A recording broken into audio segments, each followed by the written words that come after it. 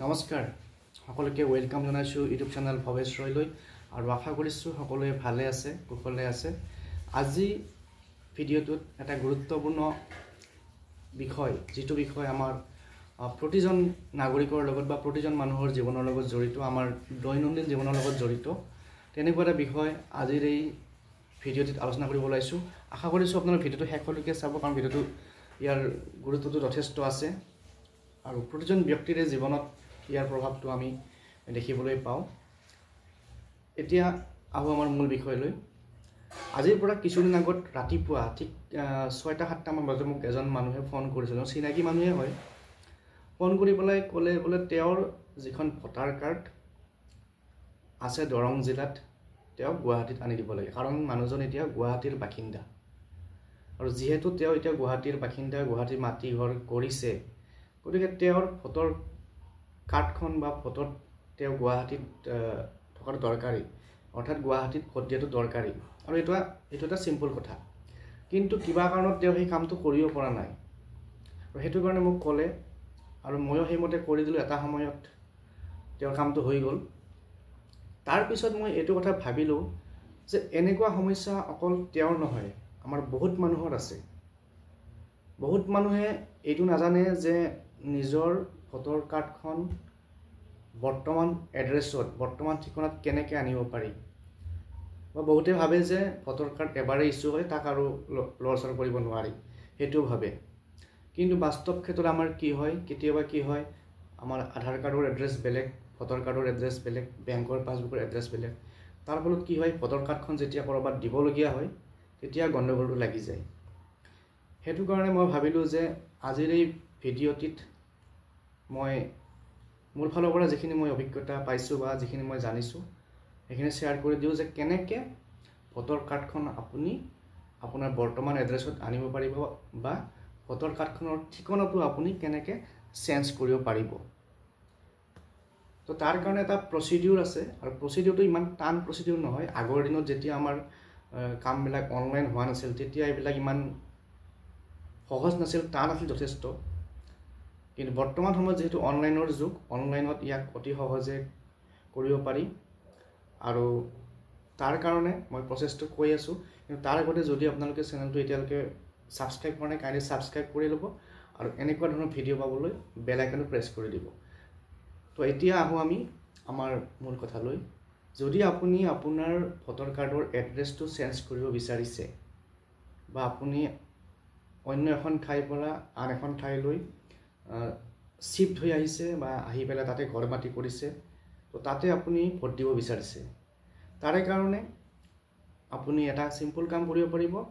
আমাৰ যিটো election কমিশ্যনৰ website voters.eci.gov.in, এই ৱেবছাইটটোত যাব, গৈ পেলাই তাত দেখিব এখন ফৰ্ম 8 বুলি এখন ফৰ্ম আছে, আৰু সেই ফৰ্ম 8খনত ফিল আপ কৰি পেলাই আপুনি আপোনাৰ এড্ৰেছটো চেঞ্জ কৰিব পাৰিব, বা তাত যদি কিবা ভুল আছে, আপোনাৰ ভোটৰ কাৰ্ডখনত যদি কিবা ভুল আছে সেইখিনিও আপুনি ঠিক কৰিব পাৰিব। এইটো এটা চিম্পল প্ৰচেছ। আৰু যদি আপুনি ভাবিছে যে মই ইমান কম্পিউটাৰৰ কাম নাজানো, অনলাইনৰ কাম নাজানো, তেতিয়াহ'লে আপুনি আপোনাৰ ঘৰৰ ওচৰৰ কম্পিউটাৰ দোকান এখনত গৈ পেলাই তেওঁক যদি আপুনি কয় তেতিয়া তেওঁলোকে কৰি দিব পাৰিব। তো এইটোৱে এটা চিম্পল প্ৰচেছ। আৰু এইখিনি প্ৰচেছিং হওঁতে আপুনি যেতিয়া অনলাইনত এপ্লিকেশ্যনখন ছাবমিট কৰিব, ছাবমিট কৰাৰ 15 দিন বা এমাহৰ ভিতৰত সাধাৰণতে আপোনাৰ কামটো হৈ যায়। অৰ্থাৎ আপুনি যিটো ঠিকনাত বিচাৰিছে সেইটো ঠিকনাত আপোনাৰ ভোটটো আহি যায়, আৰু সেইমতে এটা সময়ত ভোটৰ কাৰ্ডো অনলাইনত আহি যায়। তাৰ লগতে আজিকালি মই ৰিচেণ্টলি শুনিছোঁ যে কিছুমান ভোটৰ কাৰ্ড বাই পোষ্টো মানুহৰ ঘৰত আহিছে। এতিয়া কথাটো হ'ল যে এনে আমি ফৰ্মখন ফিল আপ কৰি দিলেই এইটো কামটো হৈ যাব নেকি? তেনেকুৱা কথা নহয়। ফৰ্মখন ফিল আপ কৰাৰ লগতে আপুনি এটা ডকুমেণ্টছ প্ৰুফ দিব লাগিব যে আপুনি এই এড্ৰেছটোত আছে, তাৰ কাৰণে এটা প্ৰুফ দিব লাগিব। এতিয়া সেই ডকুমেণ্টছ প্ৰুফৰ ভিতৰত কি কি দিব লাগিব সেইখিনি মই আপোনালোকক কৈ দিছোঁ। ইয়াতে কেইবাখনো ডকুমেণ্টছৰ কথা আছে। তো প্ৰথমতে আছে আপোনালোকে দিব পাৰিব ৱাটাৰ, ইলেক্ট্ৰিচিটি বা গেছ কানেকশ্যন বিল। আপোনাৰ নামত যদি পানীৰ বিল আছে, লাইনৰ বিল আছে বা গেছৰ কানেকশ্যন লোৱা যিবিলাক বিল থাকে সেইবিলাকো আপুনি ছাবমিট কৰিব পাৰিব অনলাইনত, কাৰণ কিয় তাতে এড্ৰেছটো লিখা থাকে, কাৰেণ্ট এড্ৰেছটো। তাৰপিছত থাকে আধাৰ কাৰ্ড। আধাৰ কাৰ্ডত যদি আপোনাৰ বৰ্তমান এড্ৰেছটো আছে, সেই আধাৰ কাৰ্ডখন ব্যৱহাৰ কৰি পেলাই ছাবমিট কৰি পেলাই আপুনি আপোনাৰ এড্ৰেছটো চেঞ্জ কৰিব পাৰিব। তাৰপিছত পাছবুক, বেংকৰ পাছবুকত যদি আপোনাৰ বৰ্তমান এড্ৰেছটো আছে, তেনেকৈও আপুনি আপোনাৰ ভোটাৰ কাৰ্ডৰ এড্ৰেছটো চেঞ্জ কৰিব পাৰিব। তাৰপিছত আছে ইণ্ডিয়ান পাছপৰ্ট, যদি কাৰোবাৰ পাছপৰ্ট আছে সেয়াও দিব পাৰে। তাৰপিছত আছে ৰেভিনিউ ডিপাৰ্টমেণ্টছ লেণ্ড অউনিং ৰেকৰ্ডছ, অৰ্থাৎ কিছুমান মানুহৰ যিটো আমাৰ মাটিৰ কাগজ, কাৰোবাৰ নামত যেতিয়া মাটিৰ কাগজ থাকে, এই মাটিৰ যদি কিবা এলটমেণ্ট লেটাৰ থাকে য'ত আপোনাৰ এড্ৰেছ লিখা থাকে, তেনেকুৱা কাগজো আপুনি ছাবমিট কৰিব পাৰিব।